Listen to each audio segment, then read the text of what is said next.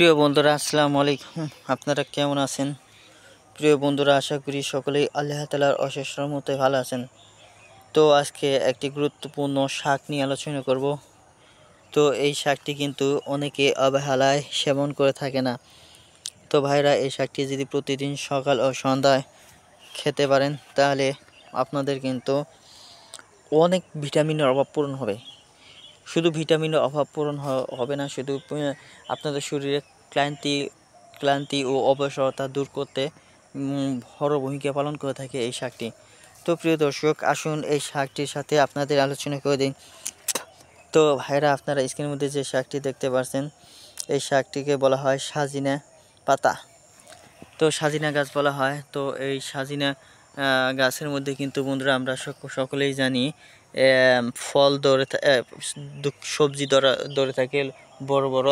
তো বন্ধুরা, এই সবজিটি কিন্তু তরকারি বা রান্না হিসেবে খাওয়া যায়। তো বন্ধুরা, এই সবজিটি খুবই সুস্বাদু একটি সবজি এবং কি পর্যাপ্ত পরিমাণ দাম। তো বন্ধুরা, আপনারা যে সাজিনা গাছ রোপণ করতে পারেন। তো সাজিনা গাছ রোপণ করতে তেমন কোনো পরিশ্রম করতে হয় না। খুব অল্প সময়ের মধ্যেই আপনারা সাজিনা গাছ রোপণ করতে পারেন আপনাদের বাড়িতে কিংবা আপনাদের জমির আশেপাশে।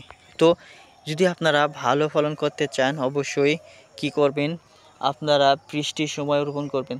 তো বন্ধুরা, কী করবেন, সাজিনা গাছ রোপণ করতে চাইলে অবশ্যই আপনাকে একটি বড় ডাল মাটিতে রোপণ করতে হবে, কিংবা যে কয়টা গাছ রোপণ করবেন সেই কয়টা ডালে আপনারা মাটিতে রোপণ করবেন, তাই যথেষ্ট হয়ে যাবে। কোনো সার বা কোনো কিছু দেওয়ার দরকার হবে না। সাথে করে আপনারা সাজিনা পাতার শাকও সেবন করতে পারেন। সাজিনা গাছ থেকে বড় হলে যে সবজিটি আসে বড় বড়, সেই সবজিটি আপনারা তরকারি হিসাবে খেতে পারেন।